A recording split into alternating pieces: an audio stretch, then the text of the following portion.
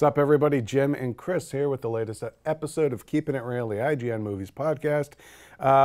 Doing it a little early this week, so it's a little earlier. The podcast, the curse of the podcast, will likely strike. But hey, these things happen.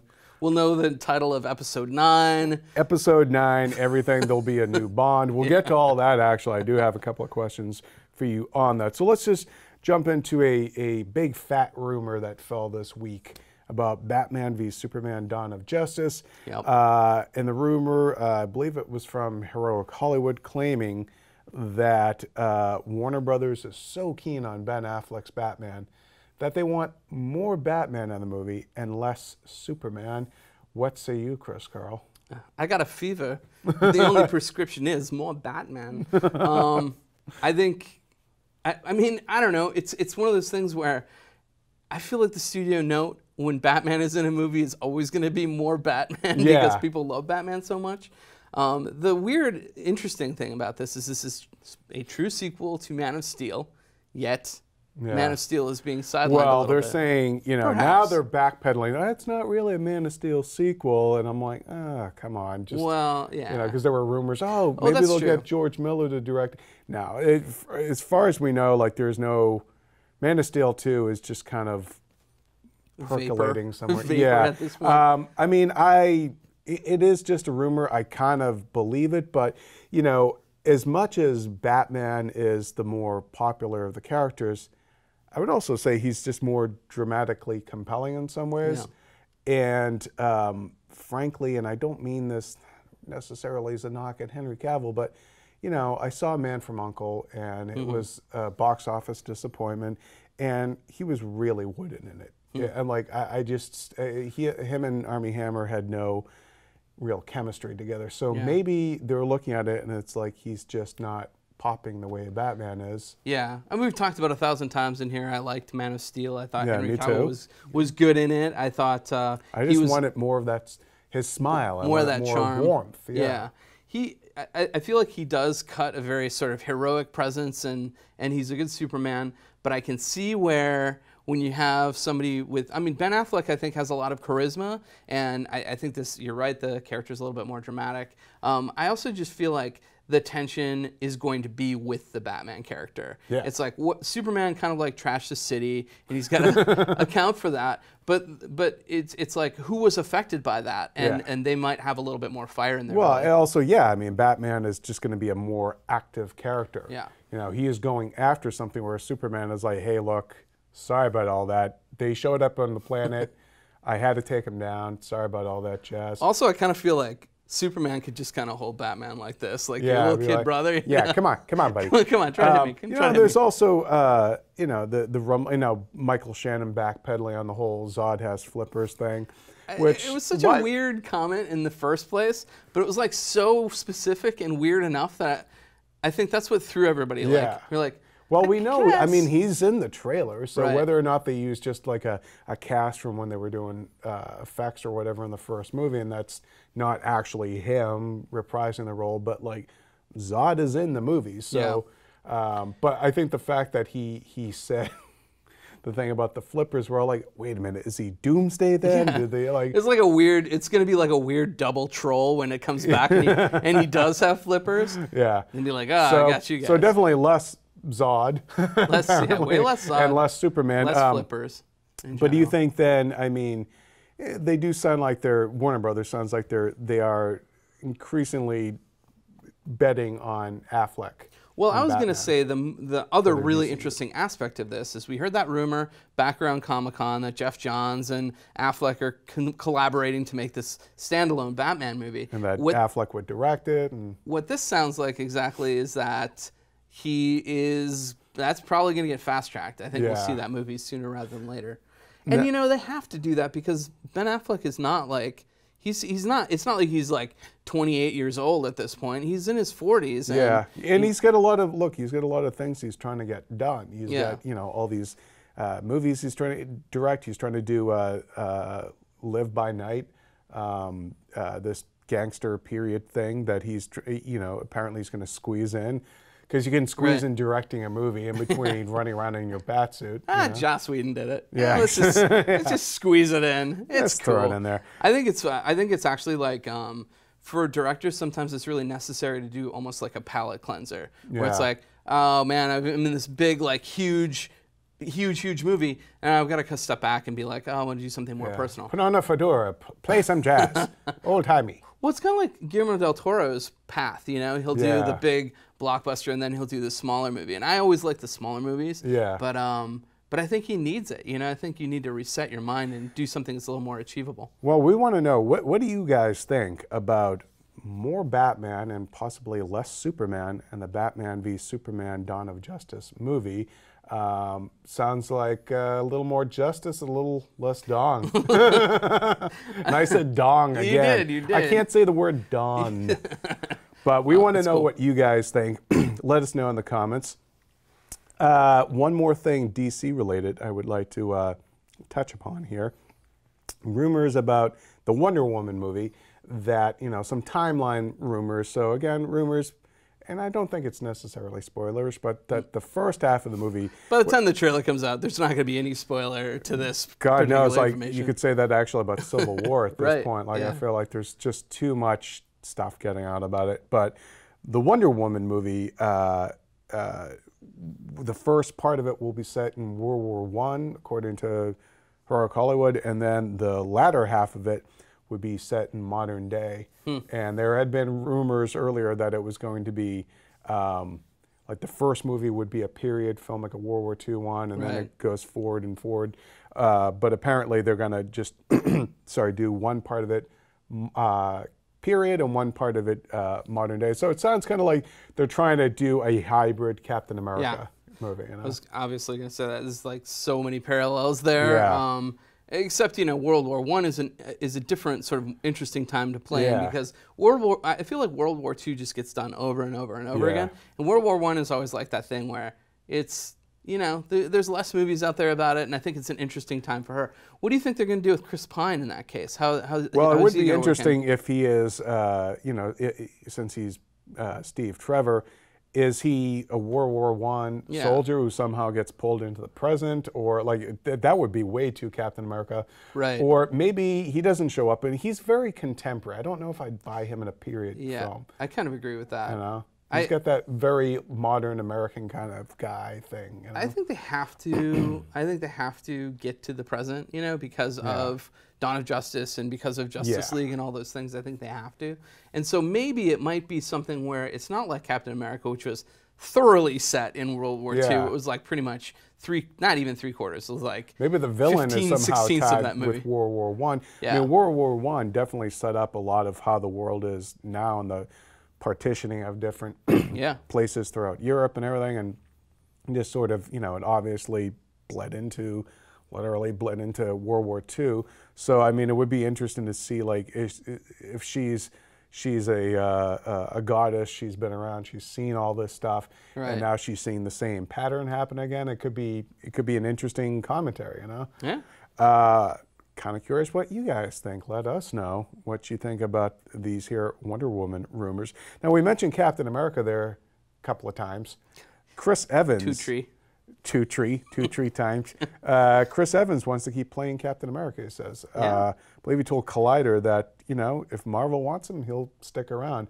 Now that he's probably getting paid more, so it's like kind of, and Cap has become, more than I think anybody expected, this sort of audience hook. In a lot of ways, like, as cool as Iron Man is, there's a reason why he's kind of getting set up to be the antagonist in Civil War, It's like, Cap is the guy. Even in Ultron a little bit. Yeah. Like, even in Ultron, he was kind of like, oh, your ego is kind of ruining the world at this point, Yeah. He's used to that, though, I think, at this true. point. What do you think about, I think we had all kind of assumed that Cap was toast in Civil War. It's sounding more and more like, no, he's going to be around. Well, two things possibility here, right? Number one, this is a big smoke screen for that. Yeah. Number two, it behooves Marvel to keep him around, I think. Behooves, he says. It behooves Marvel to keep them around because, he is that draw. Yeah. And I do think it would be kind of interesting. I know this is because I've been kind of assuming he was going to die and Winter Soldier was going to take over. It would be kind of interesting to explore their relationship for a movie or two. I mean, it's definitely going to get talked about in Civil War because that's obviously the follow-up to all the events that happened with Winter Soldier in the previous movie. But now you get you get a whole movie to watch that dynamic. And then if they continue further, then they could be on the Avengers together. They essentially will be on the Avengers together. Yeah, in Civil War. Now, I have a hunch, and I know there are rumors out there about a character that dies, but I would prefer not to know, although I'm sure somebody will spoil it for me. But I wonder if they won't kind of turn on its head. What if Iron Man dies in Civil War? Yeah. Or even like somebody like Black Widow, who is... I could see that stopping the fighting there, like the character that everyone loved. I don't mean romantically, but like she was but she was everyone's like buddy basically. Right. And like if she takes one like for the team and basically like she's the one who dies, I could see that kind of galvanizing them. And it'd be a reverse Coulson. She actually does die and doesn't just like, come back thanks to Chitauri Tech. A reverse Coulson sounds like a diving maneuver, like, call Greg Louganis. Or like a wrestling thing, like, Oh, you got him in the reverse Coulson. That's never pleasant. Oh, that one's gonna hurt. It's actually a great segue, though. Oh, yeah? Talking about Reverse the Coulson? reverse Coulson. They're rebooting Roadhouse. Oh, no. And you know what we found out? Ronda Rousey apparently reportedly in talks to star. I mean... I think that is awesome. That's the only way I would want to see a Roadhouse reboot is you come up with this fresh take, and I think she's actually perfect for that, I hope she's just as... I hope her hair is just as coiffed. I hope I can see her rocking that. I hope she is just like the epitome of that character. Yeah, she better still be named Dalton too. Yeah, exactly. But I could totally see that. I want the following things for that movie. I want somebody's throat ripped out. Okay, you can do that. I want a monster truck in that movie. Probably happened. Okay, I don't know. I mean. Who could be the Sam Elliott? Who is the singer in the bar? Is it? I forget. I can't remember that guy's name. Boss Gags. I don't know. No. It's the guy with the slide guitar. I can't remember. Charlie Daniels? No. Somebody's gonna tell me in the comments. I'm gonna feel real stupid. No. Okay. No. Jeff Healey? I don't know. Well, I mean, who could be the new Sam Elliott? There were some. Sam Elliott could be the new Sam Elliott. They were saying there were some people joking that Sigourney Weaver should be it, but I don't know. Sam Elliott could be. No, he couldn't. I want to see like I don't know. You'd have to get somebody. What about Force Ghost Sam Elliott? Force Ghost Sam Elliott. What if he just kind of like? That's going to be my sci-fi country band, Force Ghost Sam Elliott. What if he just kind of like? Keeps it real for everybody. Force Ghost Sam Elliott. Well, we're keeping it real for everybody right now. Oh, segue. That's my butter. That's my butter. I haven't said that in so many weeks. Speaking of Sam's, Sam Smith, the singer, going to be singing Spectre, we're never going to get his theme songs. He's been pitching theme songs since Quantum of Solace. I know it's never. Do your Quantum. Let's do the greatest hits now. Quantum of Solace. Available for the low price of $19.99 on 3 albums. And you also had Skyfall. Yeah, Skyfall. But we'll never get Spectre. No, we won't. Spectre, everybody Spectre. This is now the most annoying segment ever in history. Well, I mean, Sam Smith I think is an interesting pick because I believe he's going to be the first British male to sing a Bond theme song since Tom Jones. Wow, that's and so his song is called "The Writings on the Wall," which I'm surprised you couldn't work Spectre into a. You did. I did easily. And you're not Sam Smith. No, I'm certainly not. Certainly not. But and I have the bank account to prove it. And then there's some other rumors that Spectre could be the longest Bond movie yet. Wow. We'd said that about Skyfall. Some of them are long, man. And they are, like when they show them on like TBS and stuff, they're like 3.5 hours. It's like Gone with the Wind level length. Like you're in for the day. Yeah. But this one is apparently running at 160 minutes, 2 hours and 40 minutes. Wow. And look, I'm a huge Bond fan, but seriously, dude. 2 hours and 20 minutes, right? No. It's 2 hours and. Wait, 40. You said 160. Yeah, 160. I'm sitting here like doing math in my head. Never do that, kids. Just use your Don't do that. Don't do. That's why they invented the calculator. Don't learn how to do actual math, people. You heard it here first. And then Daniel Craig has been doing interviews for Spectre. It's coming up. It opens late October in the UK and then early November here in the States. And he's honestly doesn't know if he wants to do another one. He said he can't imagine doing another one, but he doesn't know. And it doesn't sound like he's just doing the usual sort of like, oh, I'm just being coy. Like, look, this is his fourth one. And he said he has a life. He wants to get back to it. Yeah. He mentioned that he has other things that he wants to accomplish in the world. So that, of course, has got all the tongues wagging. And obviously there was a lot of backlash over a Bond author's comments about Idris Elba being too street to play Bond, which is ridiculous. But in that guy's, not in his defense, but to qualify what he was saying, he also mentioned Adrian Lester as Bond, who's also a black actor. But I feel like Adrian Lester, if you guys don't know, he was on that show Hustle. He was in Primary Colors. He's too smushy. Like he's too smushy. No, he is. He's like he's too nice to play. Like, you got to believe, and this is why I think Idris Elba would be actually a great next Bond, is that he, you got to believe this is a guy men want to be and women want to do. Idris has that. Adrian Lester, no offense, Adrian, but you don't really have that. I saw Tom Hardy in Legend. And next week, we'll be interviewing him on this podcast. Tom Hardy is actually, I guess he's leading some bettors pool about being Bond, and I saw him in his new movie Legend last night. And there's a scene, he's in a tux. He's actually in a tuxedo quite a bit in the movie, but like you look at him, you're like, yeah, he would be great for Bond. He'd have to get his bottom teeth fixed though. Yeah. Yeah, I gotta cap that stuff, man. Bond doesn't roll like that. Yeah. I kind of feel like Tom Hardy just has too many franchises going right now. Like, that especially would be with Mad Max, yeah. That would be my thing with him. And previously they had been talking about Michael Fassbender. He could be interesting, but out there, but I don't want. He's got Assassin's Creed. He's also got a lot of franchises going. X-Men and. Will they ever bring somebody in who just is an unknown and say, "Hey, here's your Bond"? I mean, Daniel Craig was essentially. He was a British. But he had done Layer Cake and. Done Layer Cake, and he was in. Yeah, but Layer Cake was, that's like being in like Gangster #1 or something. Like, it was a small British gangster film. It's not like he had been the closest thing he had done. Craig had done to a franchise thing was Tomb Raider. Was it Tomb Raider 1 or Tomb Raider? Tomb Raider 1. Yeah, so. But yeah, and then there was somebody, I forget Golden Compass, though.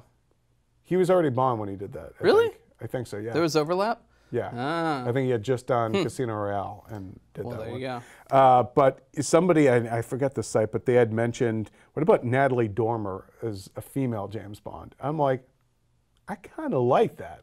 I just feel like that, I personally just want Bond to, I feel like it changes the dynamic of Bond to just put a cap on it. It's kind of like he is, well, first of all, he is he, like Bond, it will always be a man to me. And I guess everybody's got like different, like, hey, this is my thing and this is the thing I want to stick to. I don't mind Idris Elba as Bond. I think he would be, I think he's got all the elements, like you said. I think he's like, I think the only thing he has suave, working against him is his age, because he'll be almost 50 by that point, and that's kind of and Daniel usually Craig when they too. hang it up. Yeah, I mean, like he really it takes a long time to make these movies, and like I can understand why he wouldn't want to keep doing them. Yeah. It seems pretty grueling. Well, it's just like the same reason why Jackman doesn't want to keep doing Wolverine. I mean, you're like really having to sculpt your body, so it's like a 24-hour, 7-day a week, every day of the year kind of job, and then beyond that, like it's not like you're doing some mumblecore movie. You're James Bond, so everybody on Earth wants to talk to you about being James Bond, not only during the James Bond junket and all the press that happens internationally, but every other time they see you in your life. Even after you're done with it. Like Pierce Brosnan is still getting asked about Bond. It's like you're the president, and you're being asked about your foreign policy from 1970. Well, we're kind of curious, who you guys would like to see play Bond once Daniel Craig steps aside. Let us know if you have any really interesting kind of offbeat suggestions, I'd love to hear them. Chris would love to hear them. Nicolas Cage, do it. So let us know in the comments. Let's see. We have one little news item.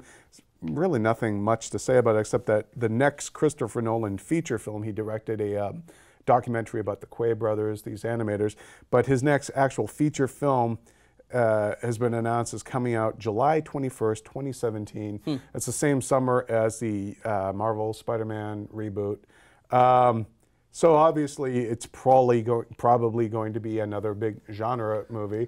Wow. What I don't know. What do you think it's going to be about? Is it another science fiction movie, maybe, or? You know, it just popped into my head because we're talking about genre movies. I'd love to see him do something fantasy, actually. Yeah. I don't think he will necessarily, but yeah. I think sci-fi is more his cup of tea, more his bag, baby. I had to slip into Austin Powers. That's for you guys. He's also, I mean, for years he was trying to do a Howard Hughes movie with Jim Carrey, and that fell apart when Scorsese did The Aviator. So, which I love. Did you like that movie? Yeah, I do actually. Yeah. It'll be curious to see, what he ends up doing.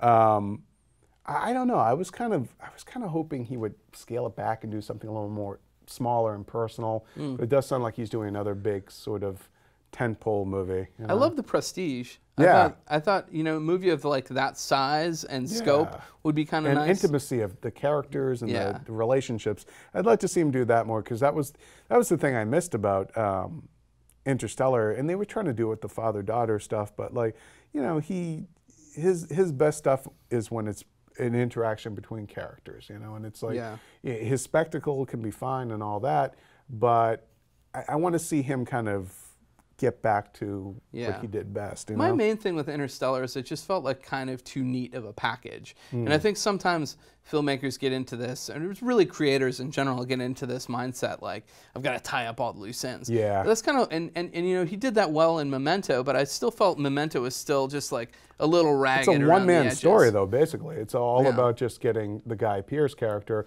from where you need, when you have literally timelines that parallel dimensions and all this crap. It's like crap. I didn't mean that disparagingly. Time is a bunch of crap. Dimensions for fools. So yeah, I just felt like it was just too messy. Reality, bah. Let's speaking about crap. The Transformers movie. Oh, sorry. Sad so some rumblings about Transformers 5. Apparently, a voice actor let it slip. Whoops. That Transformers 5, because they're doing the kind of the expanded Transformers universe with spinoffs and all that. Michael Bay is doing a fifth one. That Transformers 5 will have dual storylines. The Dark Horizons or dueling storylines. Or dueling storylines. Ding, ding, ding, ding, ding, ding. One of them will follow Mark Wahlberg's character, Cade Yeager, and the Dinobots and their pals. And then the other one will see, wait for this, Optimus Prime going into space and encountering, finally, Unicron. I thought you were going to say going into China and sampling things from all of their brands. Yes, yet another trip to China. These are delicious noodles.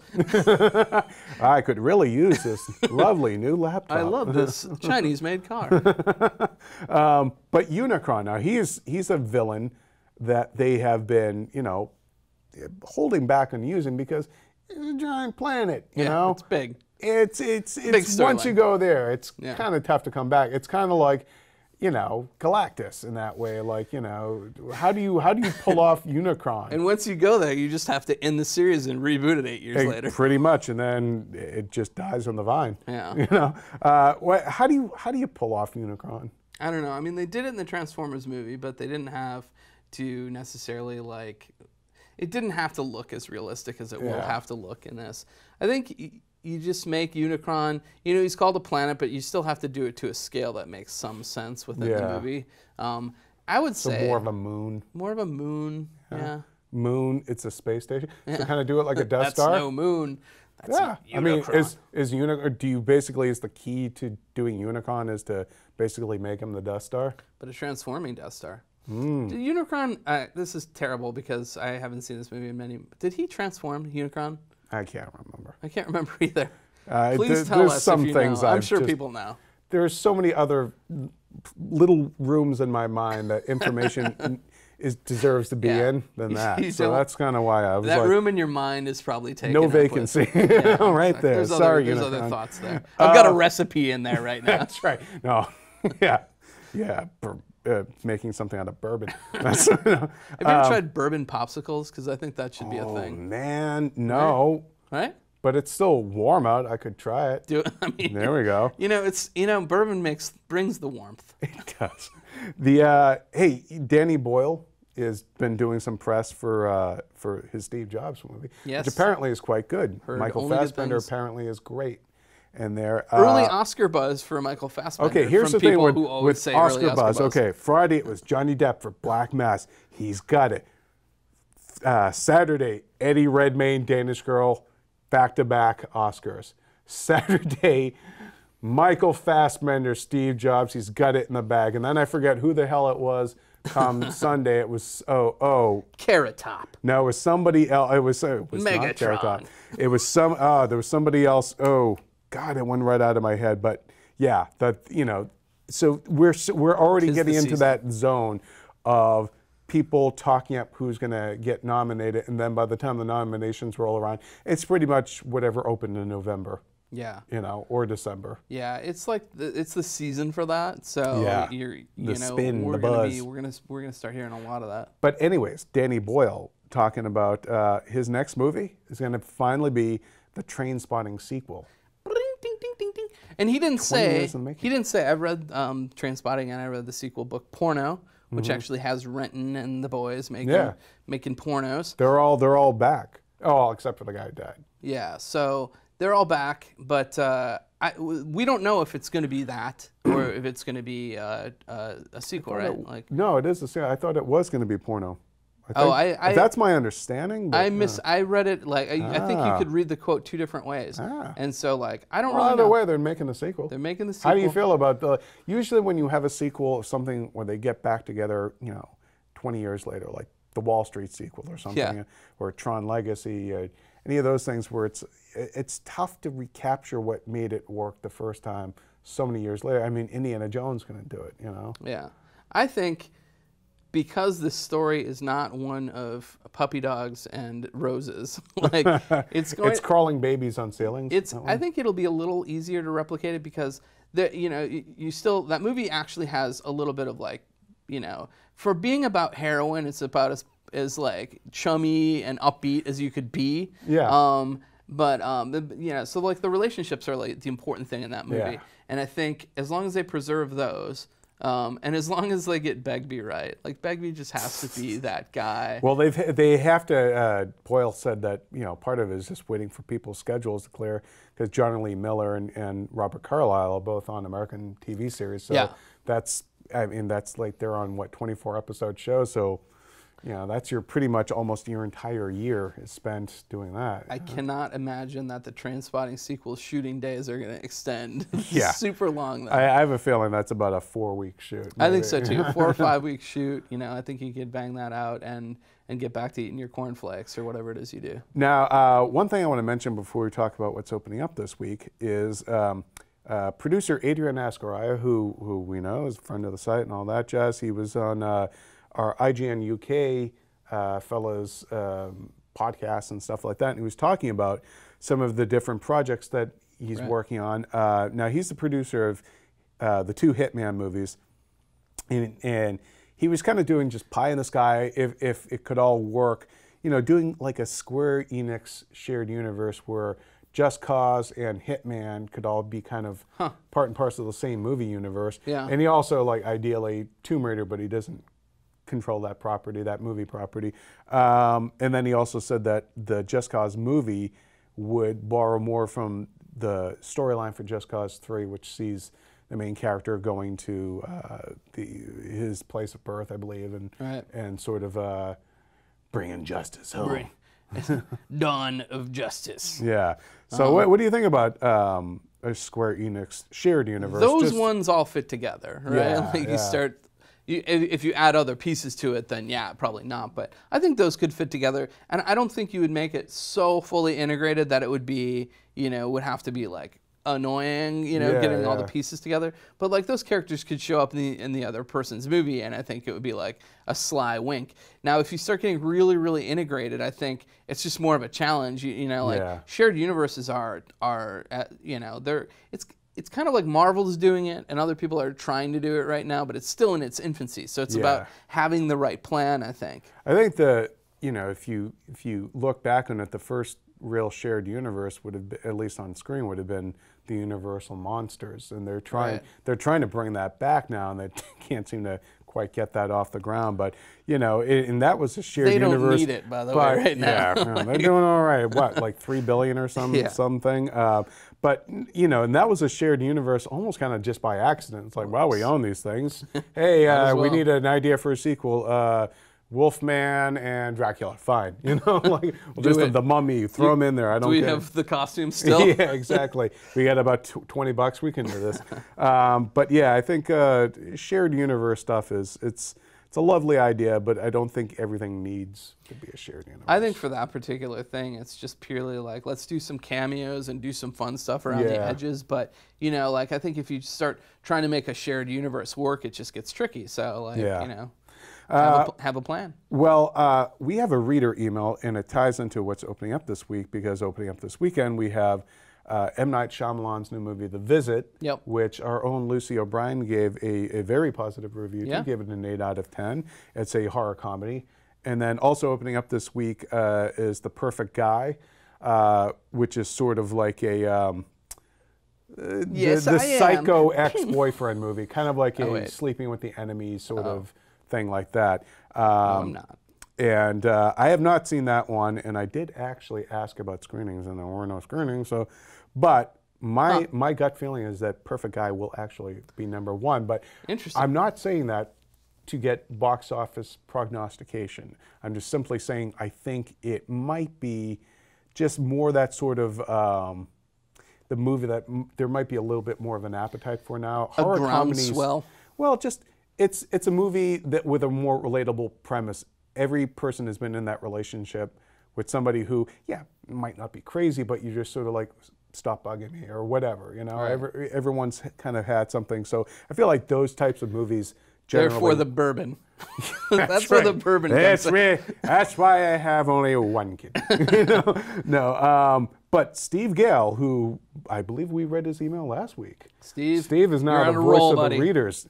Well, he is no fan of M. Night Shyamalan right now. He wrote in, I keep seeing commercials for Shyamalan's latest film, The Visit. With its labored attempts to be all freaky, it looks like he's serving up yet another raspberry and rotten tomato salad. Whoa. That's me putting that kind of spin on it. You just read that like, I don't even know. Now, I know this is a fish in a barrel topic, but considering that his best works are at least 15 years behind him, it sure seems like his career consists of way more misses than hits.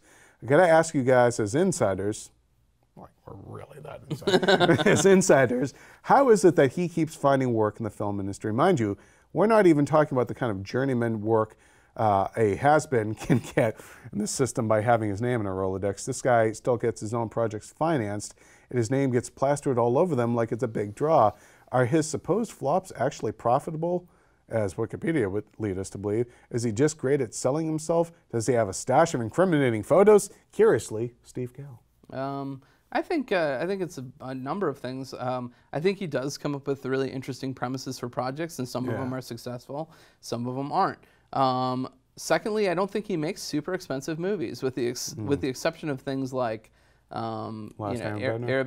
Yeah, like that was a more expensive one. Most of his movies aren't crazy expensive. They don't have to make as much money up. He films them all in Pennsylvania, where it's, you know, I'm sure you get a better tax incentive. Possibly, I could be wrong. I feel like he does this thing where he's a director for a while, and then if like there's too much negativity, then he'll go be a producer for a while. And he writes and stuff like that. And that's a lot of folks actually. Well, he's also got, you know, I mean, his rebound to get out of movie jail has actually been kind of going on for a while now. Like he has Wayward Pines on TV, which I believe is doing okay. Yeah, well received. I'm not the TV guy here, again, so I don't really know. But it's so that kind of started it. Do you think The Visit if it does well, is he out of movie jail or does he still have a ways to go? I think, Lucy said in her review that this is his wheelhouse and he should, this is where he should set up camp. This is where he should stick to. And I kind of have felt that way for a while. Like, it's interesting to go and explore other genres, but if you're not as successful at them, it's cool and fun to return to the thing that, you get all the beats, it's easier, and you get a better result in the end. And it sounds like this. I had the opposite opinion of the trailers from TV. I was like intrigued by them. I was like, what is going on in this thing? I mean, for me, it looked a little less like a Shyamalan movie than I'm used to. Right. The fact that it was played more for laughs. But mind you, I mean, horror comedies miss more than they hit, especially commercially. Like, Slither was a very popular movie with fans, but it was not a success. Right. Didn't hurt James Gunn ultimately. He did go on to do Guardians. Yeah. But, it's horror comedies, and we've done pieces on them in the past. It's a tough sell. People want to know, am I going to be scared or am I laughing at this, or like what do you want from me? Zombieland was the one that was pretty much the probably most lucrative of all of them, and it is so borderline horror. I don't even say it was horror. Yeah, it is pretty much played laughs. Yeah, it's pretty comedy driven. But that was a really good film. That's another example of, we've talked about a sequel for that movie. That's another good example of a movie that is like a standalone film, and it's great and should stay that way. Well, they tried to do it was it the Amazon pilot? It was some streaming service did a pilot for it, and it was okay, but it just didn't really justify its existence. Right. So, but with Shyamalan, I think he's made some movies that did not critically connect, and he's definitely made movies that did not connect at the box office. I'd be curious. I don't have the numbers in front of me, but I feel like Airbender probably did okay, like probably made its money back internationally. I think with that movie, it's as Eric Goldman might say, you have to read the room. Even if something makes money, if nobody actually liked it, it still hurts you like hell. Yeah, it's totally true. It's totally true. There have been definitely people who make movies and they make money, but it takes making somebody like really, really like hurt in the pocketbook for you not to get hired again in Hollywood. Like I think that's really where people, continually not getting hired. And he has also too kind of done some mea culpas about his past sort of egotistical behavior and stuff like that. And so I think as long as Hollywood sees like a bit of a humbling, I hate to put it that way, but it is an ego-driven town. He's a nice guy. He's a really talented guy. And I think he is just one of those people that needs to like find his niche and be there and like explore that thoroughly. And I also think, look, television does give you a lot more opportunities to have a few misses. You can have a bad episode or two, but then you can recover. You have a bad movie or two, and you might be out of the game, dude. It also depends how you play it. Like if you have a bad movie, but you're an okay guy to work with, there's still all kinds of personal stuff behind the scenes that goes on, and that is one of the elements of people getting jobs. And not to flog this dead horse again, but if the rumors of the reports of Josh Trank being just difficult guy to work with, if he had been a swell fella and everyone liked him, somebody would be giving him a chance right now, or he wouldn't. It's just like you can't lose money and be an a-hole. You have to. You got to be one. It's got to be one or the other. Michael Bay can be as much of an a-hole as he wants, but he prints money. Yeah, absolutely. He gets the job done. And those are the. Those aren't the only two types of people. I actually don't find Michael Bay to be. I've met him several times. I think he's as much of an a-hole. He's the a-hole they need and deserve to make those movies. He's very detail focused. Look, that's he has to. One of the things. Those movies are so huge. There's so many moving parts, and he's a real guy's guy. And he, a lot of the actors he casts have to be like that. You got to look at him more as like a coach. And these guys are alpha males, big egos, and they have to, because they got to go tell other people to go do this thing and get it done and move all these pieces and be a general. And it's I think it works for him. My favorite thing on the set of Transformers was, maybe I'll explain something in case you don't know how movie sets work. People in the world. I thought you were telling me. I'm like, no, I know. Flash, you hired me. I just didn't want you to think I was explaining it to you. So, tell me about movies. Director can't talk directly to the extras. There's a whole layer of hierarchy there, and so an assistant director has to talk to the extras. And so we're on the set, and Michael Bay is basically like barking commands about what's going on. Like, you got to make sure that those people across the street, you know, you got to make sure that guy doesn't fall down. And like clearly everybody in the world can hear him, but then like about 5 seconds later, you hear the assistant director on another megaphone like, make sure you don't fall down. Don't need any lawsuits. So amazing. But he's in serious control of his sets, you know, like he knows everything that's going on. And to be honest, for something like that, where there's explosions all over the place, there's danger all over the place, you need somebody who's willing to just say, hey, I am taking us through this experience. Yeah. And he's a coach. You said general too. Yeah. He's like that, and he's very military minded. So yeah, he reminds me of who was it? Bobby Knight, the guy, the Indiana coach, the guy who would scream on the sideline. Like, you know, he is every coach from a sports movie, like Nick Nolte in Blue Chips or something, you know. But yeah, so that's probably the highest praise we'll ever give Michael Bay in this one. But I think that'll about do it for this week's podcast. Check out. We won't be here next. We won't be here next week, but we will be the following week. So tune in for that. Yeah, and check out our colleagues on Channel Surfing, on the Rebel Base, all that jazz. Superhero Show, and then of course follow us at Chris Carl on Twitter, at Jim Vavida on Twitter, and for all things movies, keep it here on IGN.